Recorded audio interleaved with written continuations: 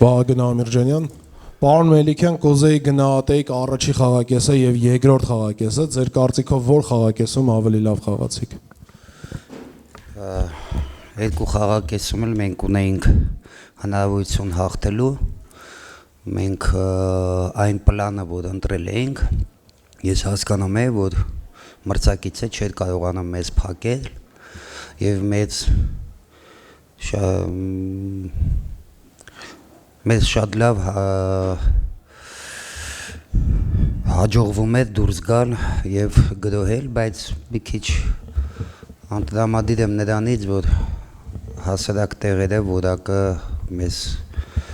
ոնց որ ասած չի տալի այդ հնարավորությունը, որ մենք կարողանանք հաղթենք։ Մի քանի պատճառներ կան, ֆուտբոլիստներ կան, որոնք մարզավիճակը լավ չէր, ֆուտբոլիստներ կային, շատերը հանգստից հետո էին, ի տարբերություն մրցակցին։ Այսինքն պատճառներ կան, որը որ ես նայում եմ այսօրվա օրով այդ սխալները նորմ, բայց երբ որ մարզավիճակ հավաքեն եւ իրենց թմերում էլ խաղան, ինձ թվում է մեր խաղը ավելի լավ կստացվի։ Կներեք հարցը երևի մի քիչ ձևափոխեմ։ Ձեր կարծիքով առաջի խաղակեսում արդյոք ավելի լավ չէիք խաղում, քան երկրորդ խաղակեսում։ Գիտեք ինչ կա, եթե այդքան փոփոխություններ ես անում, մի քիչ կարա ջարդվի օրգանիզացիան, բայց երկրորդ խաղակեսում ավելի շատ մոմենտ ունենք, ավելի սուր ենք, ավելի շատ հնարավորություն ունենք գոլ խփելու երկրորդ խաղակեսում։ Եթե դուք խոսում եք խաղի ընդհանուր սիստեմի օրգանիզացիան տեսքը ընդհանուր, այո, բնականաբար մենք Գոռը Մանվելյան 9 համար այդ խաղում, Դավիթ Դավիթյանը ձախ վինգեր չի խաղացել, չեմ հիշում, Բանդիկյանի առաջի խաղն էր, Սևիկյանը տեսակ էլի տղեն մալադեց, էլի աշխատանք տանում էր, բայց մարզավիճակ չունի, այսինքն այդ հանգամանքները մի քիչ խանգարում է թիմային օրգանիզացիային։ Եթե կարողացա բավարարի արժե։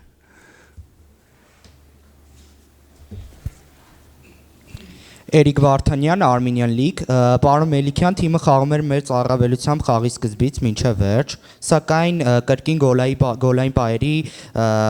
իրացման խնդիր կար։ Ֆուտբոլում սովորաբար մարզիչը պատասխանատու է ստեղծված պայերի համար, սակայն ինչպես է գտնում ռեալիզացիայի խնդրի լուծումը, եւ երկրորդ հարցս Կարլեն Հովանեսյանը իր առաջին խաղը անցկացրեց մեկնարկային կազմում, մասնավորապես շատ լավ էր համագործակցում Էդուարդ Սպերցյանի հետ, նրանց միջև կար այդ կիսապաշտպանական քիմիան։ Ինչ կարծիքի է Կարլենի ու Էդուարդ Սպերցյանի մասին։ Շատ գոհ եմ։ Դե Էդուարդ Սպերցյանի մասին ես չէ որ պետքա գոհ եմ ասեմ, դուք տեսակ դա լրիվ ուրիշ մակարդակ է, փառք որ մենք ունենք իրեն, ինչ վերաբերում է Կարլենին շատ գոհ եմ առաջ խաղի համար, շատ օգտակար աշխատանք տարավ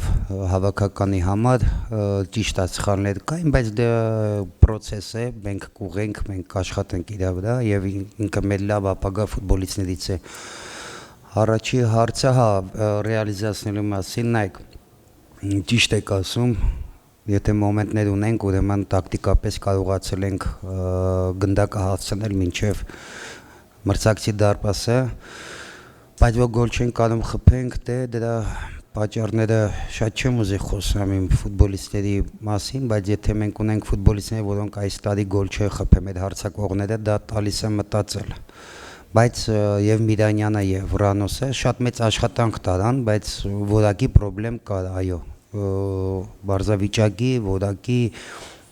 հուսով եմ կդզվեն եւ մեզ կօգնեն, ուրիշ հնարավորություն չունեմ։ Ինչ ունենք, այն ունենք, Ֆինը գիտեք վնասված կունի, այս են մեր հարձակողները, իրենցով պիտի շարժվենք առաջ եւ շնորհակալ եմ իրենց լավ աշխատանքի համար։ Վարվարա Այրապետյան, պարոն Մելիքյան, կուզենայի ձեր կարծիք լսել պաշտպանների կատարած աշխատանքից, ինչպեսի գնահատական գտակ այսօրվա իրանց գործին։ Նո, գիտեք, ես շատ եմ լսում լրագրողների կարծիքները, ինձ շատ հետաքրքիր է եւ Կարամ ասեմ Բուենոյի համար էլ կա քննադատություն, բայց այսօր ես ճիշտ դուրս եկա նրանում, որ դուք տեսաք, որ Սերգեյ Մուրադյան, Ստյոպա Մկրտչյան երկու կարևոր ֆուտբոլիստներ վնասվածք ունեցան եւ եթե չլիներ Բուենոն շատ մեծ խնդիրներ կունենայինք, շատ գոհ եմ ու շատ ապրեինք, որ մեզ օգնեց այսօր եւ հետագայում էլ կօգնի ու շատ գոհ եմ եւ Փիլյանի եւ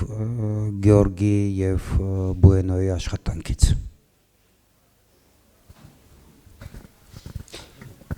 Հայկ Հովհաննիսյան, լիբերո,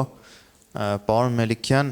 ինձ թվաց, որ սա վերջին 1-2 տարվա ընթացքում Հայաստանի հավաքականի լավագույն խաղն էր, որքանով եք համաձայն այդ կարծիքի հետ, եւ երկրորդ հարցը, նշեցիք, որ խաղային պլանը լավ էր աշխատում, հետաքրքիր այդ խաղային պլանում ինչ դեր եք սահմանել Կամո Հովհաննիսյանի համար, որովհետեւ ոչ միայն հաճից էր խաղում, այլ նաեւ հաճախ կենտրոն էր գալիս եւ մրցակիցը չէր հասկանում իր հետ ոնց խաղա։ Արդյոք դա հետագայում էլ կարող է լինել մեր հավաքականի հաղթաթուղթերից մեկը։ Չէ, նայեք, մենք չունենք հստակ մի հատ պլան, ինչով պիտի շարժվենք։ Մենք շատ լավ վերլուծում ենք մրցակցի, գտել ենք թույլ կողմերը, օգտագործում ենք Կամոյին եւ մենք բացի գնդակով խաղը, մենք առանց գնդակ խաղ շատ լավ կարգապահ օրգանիզովանի պրեսինգներ արեցինք, մրցակիցը շատ դժվար է դուրս գալի, Կամոյի եւ Տիկնիզյանի դերը շատ մեծ էին, շատ լավ լատերալները կարող էին խաղը կարդալ ու ընդհանրապես եւ պաշտպանությունում եւ հարձակման գծում այո չեմ ասի ամենալավն այդ չեմ կարող ասել առաջի հերթին ոչ ենք հաղթել չեմ կարող այդ կարծիքին ունենամ որ շատ լավ ենք խաղացել շատ լավ խաղալուց պետքա հաղթել Միտքից թելը կտրվեց, լավ կհիշեմ էլի կխոսենք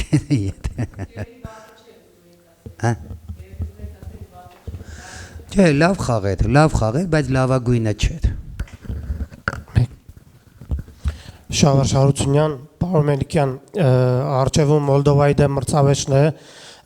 ինչը կարելի էր փոխել կամ ինչը կարելի էր շտկել, որպեսզի հաջորդ խաղում ունենանք հաղթանակ Երեք նայել ենք Մոլդովիային, խաղացել է Բուլղարիայի դեմ 2-2, լավ տպավորություն թողեց,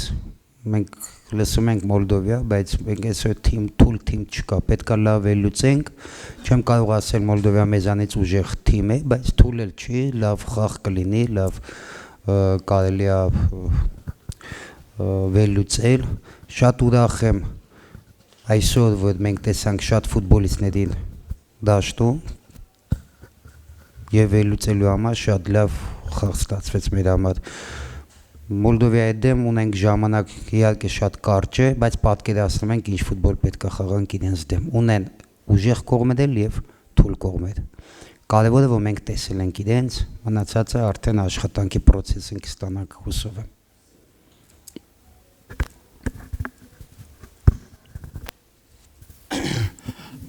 Գագ Ղազարյան, երեք դուք ասացիք, որ Ղազախստանը այդպիսի թիմ է, որ պրոբլեմներ կարող է ստեղծել։ Այսօր պրոբլեմներ ստեղծեց Ղազախստանի թիմը։ Եթե կարողացավ մեր այդ մեկ խաղա եւ անհատական իրենց որդակներով կարողացան մեզ գոլ խփել եւ չպարտվել, դա էլ է մեր համար արդեն պրոբլեմ, բայց խաղից առաջ Ես մտածում էի, որ մեր թիմը հանգստից հետո է, ունեմ կարճ ժամանակ, նոր ֆուտբոլիստներ, կարողա պլանը հստակ չկարողանայի հասցնել, որ թիմը հասկանա ինչ ենք ուզում, բայց փառք Աստծո թիմը գիտե դաշտում ինչ էր անում, դա կարևոր էր։ Պարոն Մելիքյան, երկու հարց, նախ Չանչարևիչի մասին, արդյոք խաղից առաջ արդեն նախատեսել եք, որ պիտի 90 րոպե խաղար, թե ընթացքում այդպես որոշեցիք ու դարպասապահի չփոխեցիք։ Որոշել է խաղալ ու Չանչարևիչը շատ լավ ֆուտբոլ խաղաց, համենայն դեպս որպես գլխավոր մարզիչ, ես այդ ձև եմ տենում, ինչ մեր վրատաների մարզիչը, դարպասապահների ինձ ոչ մի բան չասեց որպես վրատատ, իսկ ինչ վերաբերում է իր ոտի խաղը, շատ խելացի էր խաղում, դրա համար չուզեցի իրան փոխարինեմ, որովհետև գոյ է իր խաղից։ Այլ Մոլդովայի խաղը կմտածեմ, որ մյուս վրատանները ունենան հնարավորություն։ Բայց այսօր նայեք, Չանչարևիչին միտեղ չի ուզում հրավիրեի։ Մտածում էի, որ մենք տեղի ֆուտբոլիստներով կշարժվենք, բայց մենք առաջնության սա խաղերի ներկա են գտնվում եւ տենում ենք մարզավիճակները եւ տենում ենք դարպասապանների ինչ ձև են առաջնությունում եւ ունենք սիգնալներ, որ առայժմ պետք չի Չանչարևիչից հրաժարվել։ Նոյերը 41 տարեկանում պայմանագիր է կնքում ու առայժմ իրեն հաջող անելը իմ համար շուտ է։ Էնիկ Ավակյանը մեր համար լավ դարպասապահ է, բայց ինքը պետք է ունենա մրցակցություն եւ պայքարի։ Եվ մի հարցել Նարեկ Գրիգորյանի մասին, ոչ միայն ձեր օրոք, տարբեր մարզիչներ օրոք նա հրավիրվում է, բայց կամ 5 րոպե խաղում, 10 րոպե կամ չի խաղում։ Չէ, ես հասկացա Արման ջան, Նարեկ Գրիգորյանը մյուս խաղը մեկնակային է լինելու, ես իրեն հավատում եմ։ Լավ էլ հարց չկա։ Երկու խաղից է, ֆուտբոլիստներ կան, որոնք չեն դուրս եկել,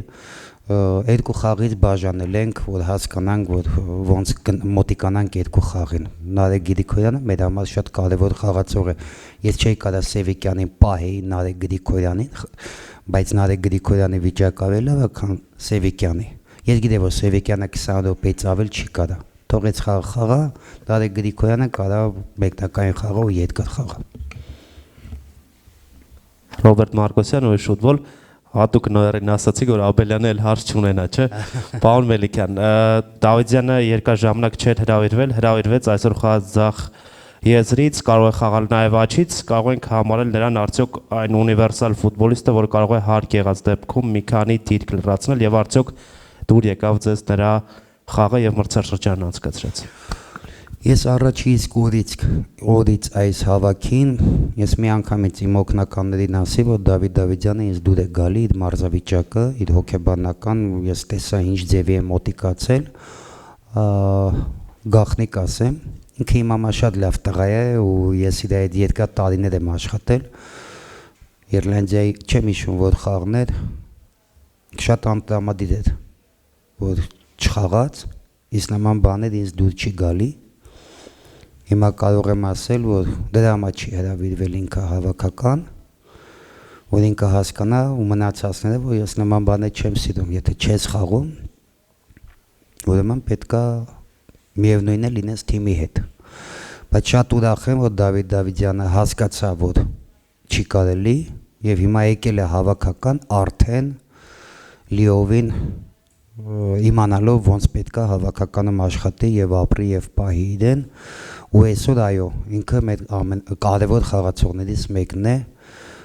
եւ ունիվերսալ այո եւ լատերալ եւ պաշտպան եւ վինգեր եւ չեմ վախենա 9 համար պետքա մանգանք պետքա փնտրենք Գորմանվելյանին ով կմտածեր 9 համար պետքա խաղանք չունենք եթե չունենք պետք է մանգանք գտնենք գոհ եմ Դավիթ Դավիթյանից Շնորհակալություն, եթե չկան հարցեր, կհանդիպենք Մոլդովայի խաղից առաջ։ Կա վերջին հարցը էլի։ Պարոն Մելիքյան, Բելարուսի դեմ խաղում Գեորգի Հարությունյանը խաղում էր հենակետային կիսապաշտպանի դիրքում։ Այսօր խաղում եք 3-4-3 սխեմայով։ Հնարավոր է Մոլդովայի դեմ խաղում անցնեք 4 պաշտպանով խաղի եւ հենակետային գոտում կրկին տեսնենք Գեորգի Հարություն։ Մոլդովյանները SMS գրել որ հարցը տայեք ես հիմա ոնց սխեման ասեմ չեմ կարող ասեմ առանցին կպատմեմ քեզ բայց ոնց տեղ ասեմ Մոլդովյան կլսի սխեմաներից գոհ եմ Գեորգի խաղից շնորհակալ եմ մերսի